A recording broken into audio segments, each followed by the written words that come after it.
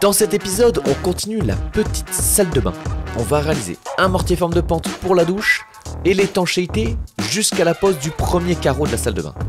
J'espère que cette mini-série vous plaît. Bon épisode à tous.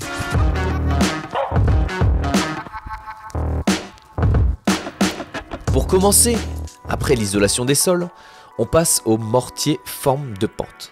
Et oui, c'est un produit de chez VPI qui permet de réaliser des niveaux de pente de 1 à 8 cm pour un bac à douche, pour un accès PMR ou même demain pour une terrasse. Et surtout, il a une prise rapide, ce qui permet de réaliser son étanchéité et la suite de vos travaux très rapidement. Je me suis chargé de préparer le terrain, mais j'ai laissé Jo réaliser la pente. Le pro était là, j'en ai profité. Jo, tu viens à la rescousse? Je viens à la rescousse. Parce que moi je suis mauvais. C'est nickel ce que t'as fait, regarde. Bof. Allez, amène-moi du ciment pur et hop. J'en ai. J'ai même du prompt si tu veux. Et attends, je vais chercher les niveaux et je vais te tirer ça. Je t'en ai refait au cas où il en manque. Il en manque un. Et tu pourras refaire un demi-sac, je crois. Je suis vraiment mauvais. Parce que là, c'est quoi ton carreau, ton format? C'est le même que le sol? Oui. C'est un carreau de 120. Je vais le louper. Donc 120 t'es là. Oh bah tu vas tomber en plein dedans. 120. 240. Pourquoi on mettrait pas le carreau anti-dieu? La petite coupe au fond, elle va être vilaine. Il y a 6 cm. T'écoutais ce rire? Et là t'essayes de réfléchir, t'es difficile. Mais non mais de toute façon la coupe, tu vas pas faire deux coupes dans le bac. Si tu pars du fond, elle va être devant, t'auras une petite chute devant. Là, Tu préfères une petite chute ou une grosse chute? 3,30. Et la chute c'est quoi d'ailleurs de la blague? 3,30. C'est quoi ce laser? C'est un laser qui est extrêmement, mais extrêmement bas. Moins d'1 centimètre. Tu vois, il est à 5 mm. Ah, c'est pas mal ça. Ça, c'est très très bien. Tu vois, il m'en manque là.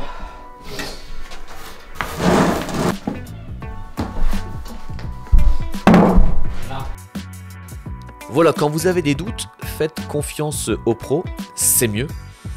Ici, on va décider de faire des pentes sur le fond. L'objectif, c'est que l'eau ne se stagne pas.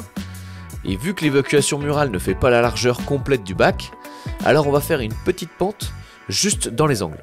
Comme ça, on coupe le carreau en pointe de diamant et ce sera parfait pour l'évacuation des eaux.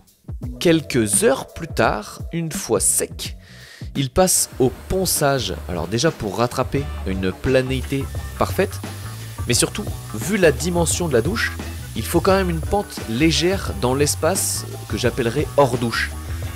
Parce que 160 pour un bac, c'est quand même mieux. Et ici, l'espace douche fait 140. Alors l'eau, en fait, elle va finir face au lavabo. Et donc c'est très contraignant. D'où le fait de quand même créer 20 cm de plus de pente. Une fois le ponçage terminé, c'est l'étape du Prima universel. Alors c'est un produit de chez VPI aussi, il permet de réguler vos fonds. Et comme son nom l'indique, il est universel, donc il va même aussi sur des planchers bois. Ici vous avez la notice géométrique qui dit qu'il faut enlever le cache. On a fait la chape, on est venu à fleur, on a posé le primaire et évidemment on va devoir faire l'étanchéité. Avant de faire l'étanchéité, on enlève le petit cache.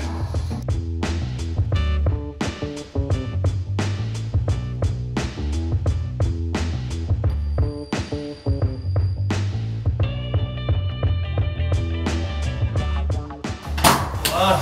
Et là, on arrive à enlever parfaitement.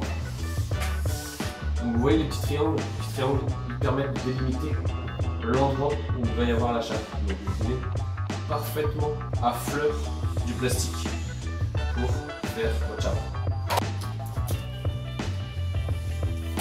L'étanchéité qui va venir faire le tour parfaitement et notre carrelage dessus. Et comme ça on a notre évacuation juste ici. C'est génial non?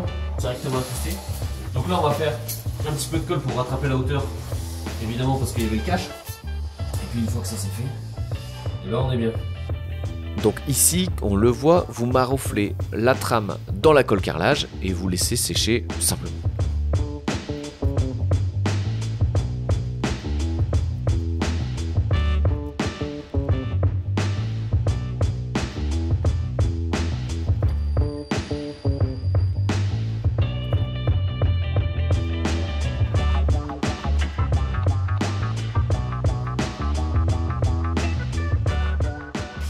on a ouvert la Gémérite, on a marouflé avec de la colle à carrelage l'étanchéité, la membrane qui sortait de l'évacuation murale. Donc là on s'attaque aux bandes périphériques, donc on va faire évidemment chaque bas de mur. On commence par le sol parce que nos amis carreleurs vont venir carreler, donc on commence par le sol. On déborde plus sur cette partie là parce qu'en fait les projections d'eau c'est 160. Ici on est à 140, donc et ce sera une porte à galandage. On va un peu plus loin parce que la pente démarrera à peu près d'ici pour la douche. Du coup on a un produit qui s'appelle le krill étanche. Le krill étanche c'est un système d'étanchéité liquide et vous le retrouvez dans un kit. Et dans le kit vous avez des bandes d'étanchéité qui peuvent être redécoupables, qui permettent de faire toutes les jonctions des angles, plus on va en faire une ici parce qu'il y a un petit raccord aussi. 2 pièces d'étanchéité qui permettent de faire vos évacuations d'eau. Et ensuite, l'idée c'est, vu que c'est un système d'étanchéité liquide, ça se met au sol et au mur. Donc là, du coup, on va en mettre un petit peu partout. J'en applique une bonne couche pour pouvoir parfaitement appliquer l'étanchéité. Là, on n'hésite pas sur la quantité. Et ensuite, vous avez simplement votre bande qui est armée. Hein. Vous la voyez, elle est armée. C'est une bande parfaite d'étanchéité. Hop, hyper résistante. Et du coup, on va venir la maroufler. L'idée, c'est d'avoir évidemment la même quantité sur les murs. Là, j'en ai pas mis, je vais en remettre. Et quoi, avoir deux trous, avoir une jonction entre sol et mur qui soit parfaite. Pour ça, vous prenez votre petite spatule, puis vous venez appliquer correctement. Plus votre angle il va être droit et saillant, plus facile ce sera à appliquer le reste. Donc vous venez bien chercher votre angle, commencez, c'est 100 fois plus simple. Une fois que vous avez trouvé votre angle, après hop, on va maroufler.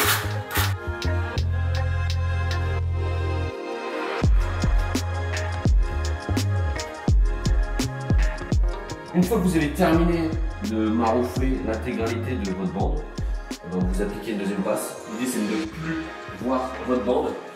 Comme dans n'importe quelle situation où vous devez maroufler quelque chose, c'est toujours la même manière.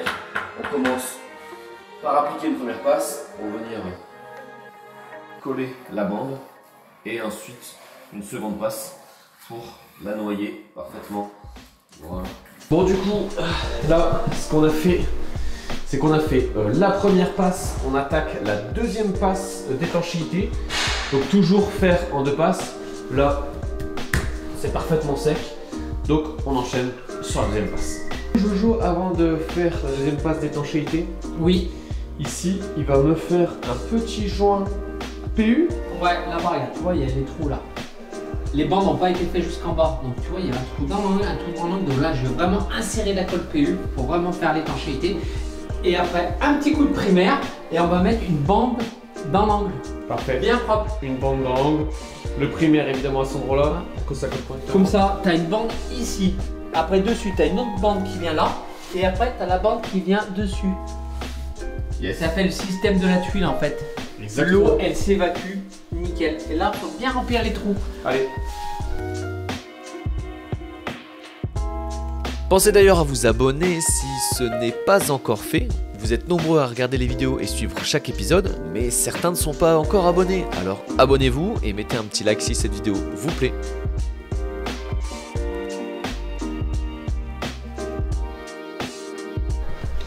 L'idée c'est de venir poser cette petite platine en acier et venir remettre ce cache jaune afin de pouvoir carreler correctement, éviter qu'il y ait des dépôts, etc. qui aillent dans l'évacuation murale. Donc là on va juste la reclipser proprement et pouvoir poser enfin le carreau. Ah, t'as écouté? Quand ça fait clic, c'est que c'est clippé. Clic, clic, pam, pam, pam. Là, ici, la cloison n'est pas encore faite. Parce qu'il faut faire une petite cloison propre, il faut que je règle mon évacuation ici. Donc on implante ici les 2 carreaux. Et ensuite on va remettre un petit carreau ici. Puis là il y aura les petites biseaux pour venir parfaire l'évacuation murale du système Duofix de Gémérite. En fait, ça sert de gabarit. Faut pas que je sois trop loin dans le mur, mais faut pas aussi que je sois trop court. Donc c'est pour ça là, ici je vais faire le petit décoché. Là, je serai normal, mais là il faut que je rentre à l'intérieur, venir en buter contre le petit gabarit. Voilà. Ça c'est un gabarit que tu gardes pour le sol et pour le mur. Parce que pour le mur, il faudra bien laisser un joint de plus ou moins 4 mm. Voilà. Pas plus, pas moins. Ils disent 4, donc il faudra faire 4. Ici, on a un carreau plein. Et là, du coup, on a fait des petites marques ici, marron, vous les voyez. On va faire des découpes pour qu'elles viennent parfaitement dans l'évacuation murale. Donc, on avait fait les pentes à ces endroits-là. Et maintenant, on fait les découpes pour avoir vraiment cette pointe de diamant pour rentrer directement dans l'évacuation. On va faire les pointes de diamant pour que l'eau s'évacue en direction de la grille. Mais là, on va faire une autre pointe de diamant ici pour que l'eau qui est là, et ben elle aille là-bas. Et pareil, on va faire une coupe comme ça pour que l'eau qui est dans l'angle de la douche aille là-bas. Là, ça va là, là, ça va là, et là, ça va là. Ici, c'est son évacuation.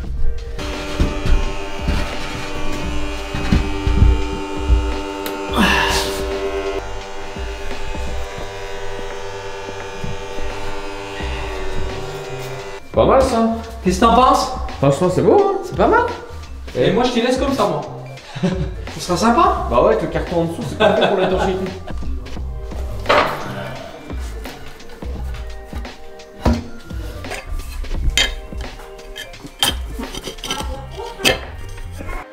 Alors ici on utilise toujours la même colle, celle qu'on a utilisée pour l'ensemble de la maison, c'est la Coliflex Ultra.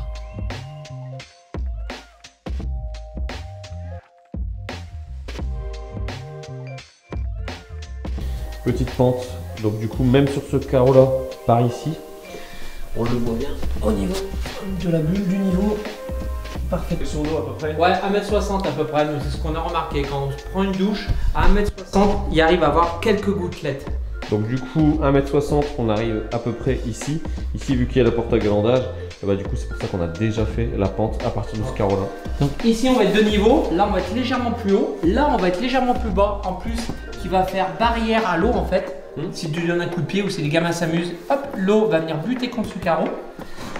Et là, on va être pile poil. Et ici, je vais mettre une légère pente parce que si le lavabo déborde pour X raison, l'eau ne va pas stagner derrière. Vu que je vais mettre le carreau en pente, ce carreau est en pente, ça va tout aller dans la douche. Voilà.